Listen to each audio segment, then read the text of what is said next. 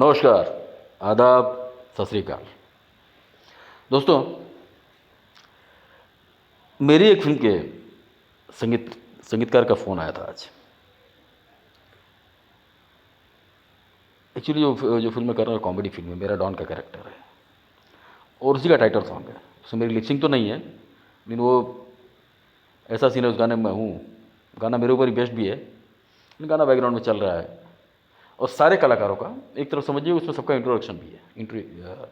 लगभग फिल्म के से जुड़े हुए फिल्म से जुड़ा हुआ लगभग हर कलाकार उस गाने में। एक बड़ा एनर्जेटिक गाना है और एक भारी भरकम एनर्जेटिक आवाज़ चाहिए।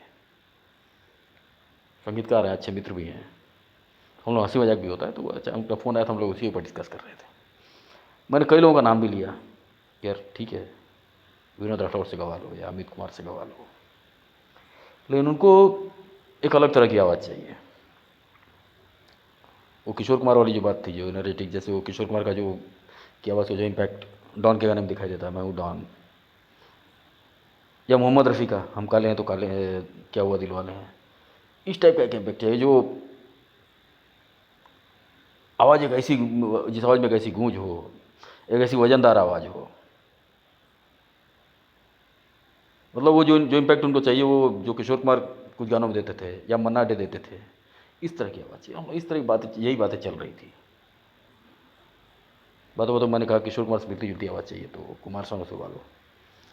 तो कुमार सानू के बारे में जो उन्होंने कहा, मैंने कहा यार क्या हुआ, मैं रेडी हूँ, तो कुमार सानू का जवाब नहीं है। उन्होंने कहा, जो उन्होंने कहा शायद हो सकता सानू को अच्छा भी ना लगे। उन्होंने कहा नहीं, कुमार सानू सिर्फ किशोर कुमार की मिमिक्री करते हैं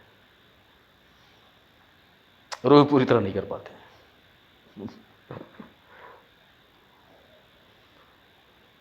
और अपनी बात को सही साबित करने के लिए उन्होंने कुछ तर्क भी दी, जिन तर्कों से मैं भी काफ़ी हद तक सहमत हुआ। उनका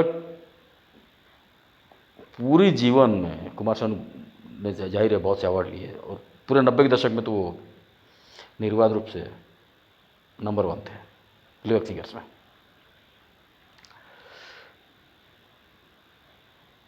लेकिन हमारे जो संगीतकार मित्र हैं उनका कहना था कि कुमार सानू सिर्फ किशोर कुमार का एक ही मूड पकड़ कर चलते थे, चाहे किशोर कुमार रहे हो या मोहम्मद रफ़ी रहे हो। इन लोगों ने पार्श्व गायन में किसी जॉनर को छोड़ा नहीं है। किशोर कुमार ने सिर्फ रोमांटिक गाने नहीं गाए हैं। एक ही फिल्म में 6 गाने होते थे और 6 गानों में किशोर कुमार की आवाज़ होती थी, तो 6 गाने अलग अलग मूड के होते थे। अंधाधुन में किशोर कुमार ने रोते रोते हंसना सीखो, एक अलग मूड का गाना था, वो भी गाया है। वहीं ये अंधा कानून है, जो अपने आप में पूरी पूरी फिल्म की कहानी बोल देता है और एक सोशल गाना है। उस गाने में जो नायक अमिताभ बच्चन के ऊपर वो गाना पिक्चर जो रहा है, उस गाने में सिस्टम के ऊपर चोट करता है। चाहे जिसे सजा दे दे, चाहे जिसे दगा दे दे,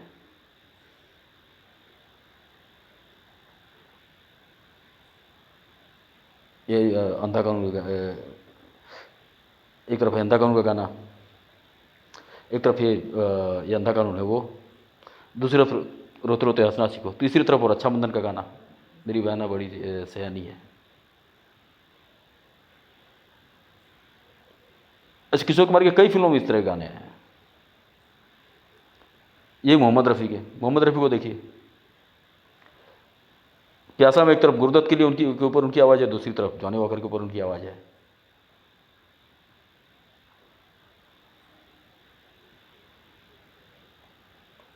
और वहीं कुमार सानू और उनके गाए हुए हिट गाने देखें तो जितने हिट गाने हैं वो सिर्फ रोमांटिक गाने हैं। ये इतनी डिटेल में कुमार सानू के ऊपर मैं भी नहीं गया था, ना प्लेबैक सिंगर्स के ऊपर गया था जितना उन्होंने। अब जाहिर है वो संगीतकार हैं, तो जाहिर है उस प्लेबैक सिंगर्स के ऊपर या लिरिक्स के ऊपर उनकी पकड़ मुझसे ज़्यादा अच्छी होगी। तो उन्होंने इतनी डिटेल में ये बातें बताई कि सुनकर मैं हैरान रह गया। और तब उन्होंने ये बताया कि आज के दौर में संगीत की ऐसी हालत क्यों है। एक संगीतकार ने खुद कहा कि आज अगर म्यूजिक की हालत है तो ये इसीलिए है कि हमारे पास अगर हम अच्छे उस स्तर के गाने अगर लिख दें तो वो गाएगा कौन। उन्होंने खुद कहा, गाने का नाम लेकर कहा कि अगर मेरा नैना सावन भादो जैसी धुनें अगर मैं जैसी धुन अगर मैं बना दूं और इतना भारी भरकम गाना अगर मैं लिखवा दूं तो उसको मैं किससे गवाऊंगा।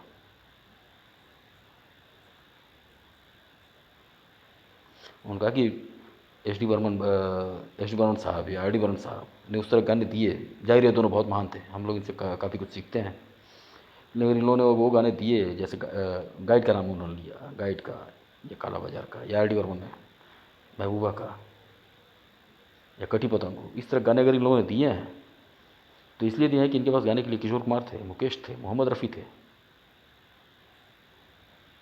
आज अगर हम इस तरह गाने अगर लिख देते हैं या मैं ऐसी कोई धुन बनाता हूँ तो उसे किससे कमाऊँगा। और सीधी बात है कि जो वो टाइटल सॉन्ग है उसका रफ कट मैंने सुना भी है, अब फाइनल कट तो हुआ नहीं क्योंकि प्लेबैक सिंगर ही फाइनल नहीं हुआ, लेकिन रफ कट मैंने सुना भी है। वो और कहूँ बहुत टफ गाना है किसी गायक के लिए। और सबसे बड़ी बात है कि उसको और उस स्तर का कोई भी गायक मिले वो उसमें किसी की लिपसिंग नहीं है, वो गाना बैकग्राउंड में चल रहा है। ये है कि वो टफ गाना है। जो रफ कट सुना वही थी, क्योंकि वो मैंने 2-3 ऑप्शन उनको दिए थे कि सुदेश भोसले से गवा लो या विनोद राठौर से गवा लो या अमित कुमार से गवा लो, जिनकी आवाज़ में एक है लाउडनेस है, एक वजन है। मैं उनको इनसे भी कोई ऐसी आवाज़ जिसके अंदर मन्ना डे वाला इम्पैक्ट हो या वो इम्पैक्ट हो जो किशोर कुमार कुछ गानों में देते थे। वो ऐसा सिंगर अब तक हम लोग ध्यान में नहीं है, जाहिर कोई ना कोई तो गाएगा ही, लेकिन अब तक उनकी समझ में नहीं आ रहा कि किससे गवाएं। और ये दुर्दशा जो आज म्यूजिक इंडस्ट्री की है, ये बिल्कुल सच है। और सबसे बड़ी बात ये भी है, गाने फास्ट फूड की तरह बन रहे हैं। कोई सिंगर इतनी मेहनत करे तो क्यों करे, वो प्लेबैक सिंगर क्यों इतनी मेहनत करे म्यूजिक सीखने के लिए, कोई क्यों इतना रियाज करे। शायद प्लेबैक सिंगर्स को भी यही लग रहा है, या जो जो नए लड़के लड़कियाँ आना चाहते हैं वो भी यही सोचते हैं कि जिस टाइप के गाने चल रहे हैं चलो उन्हीं तरह गानों के लिए मेहनत की जाए।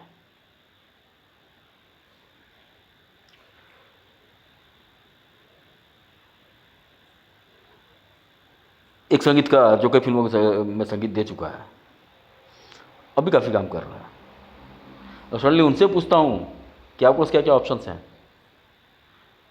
तो वो भी कुछ जो नॉन प्लेबैक सिंगर्स हैं उनका नाम लेते हैं।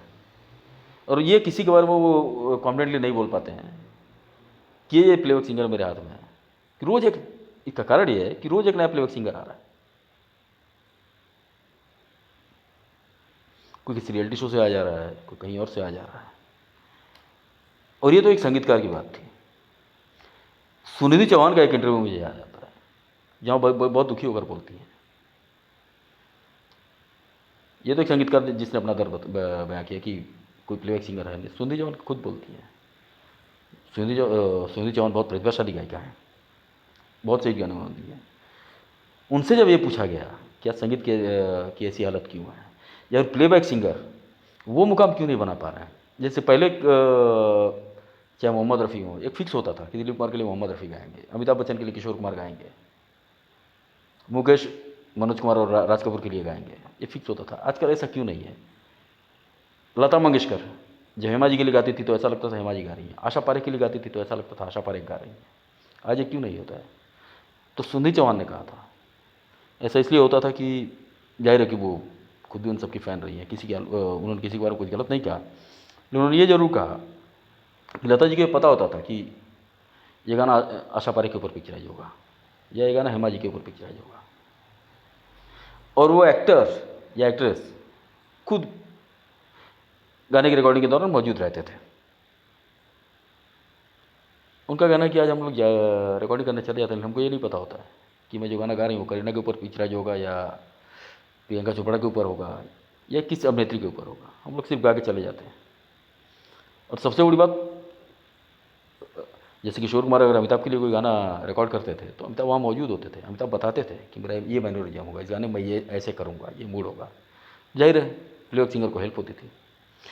ये कमिटमेंट तब प्लेबैक सिंगर्स में भी होता था, एक्टर्स में भी होता था, डायरेक्टर वहाँ पर रिकॉर्डिंग मौजूद होता था, म्यूजिक डायरेक्टर मौजूद होता था। तो सबका इनपुट जब एक साथ मिलता था तब जो रिजल्ट सामने आता था, उसका जो गाना बनता था वो क्लासिक बनता था। आज तो 80% गाने जब बनते हैं, पहले रिकॉर्डिंग भी एक साथ होती थी, ऑर्केस्ट्रा एक साथ बजता था, अगर डुएट है तो गायक गायिका एक साथ मौजूद होते थे, या अगर दो मेल प्लेबैक सिंगर गा रहे तो दोनों भी एक साथ रहते थे, तो एक दूसरे का मूड का पता चलता था।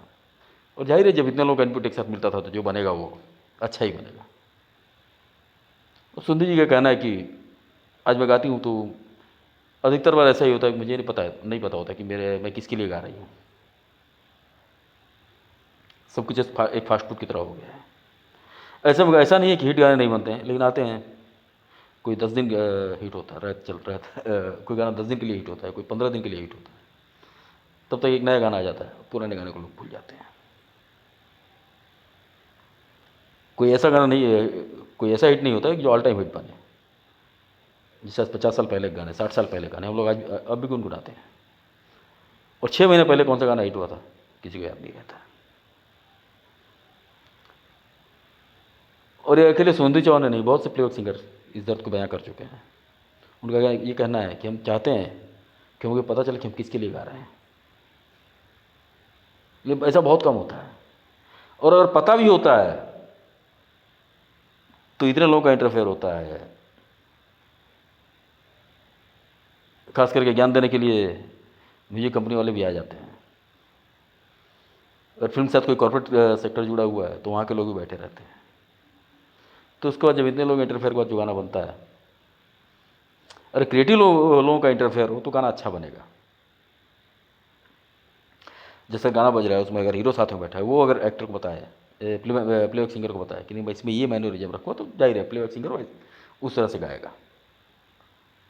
नहीं कोई किसी कॉर्पोरेट कंपनी का कोई आगे बैठे और वो ज्ञान दे म्यूजिक के बारे में, तो गाना कैसा बनेगा। तो दोस्तों ये थी कुछ बातें आज के संगीत की। आज गाने अच्छे क्यों नहीं बन रहे हैं, इस बारे में अगले एपिसोड में किसी और विषय पर चर्चा करेंगे। तब तक के लिए आप लोग अपना ख्याल रखिए। नमस्कार, धन्यवाद।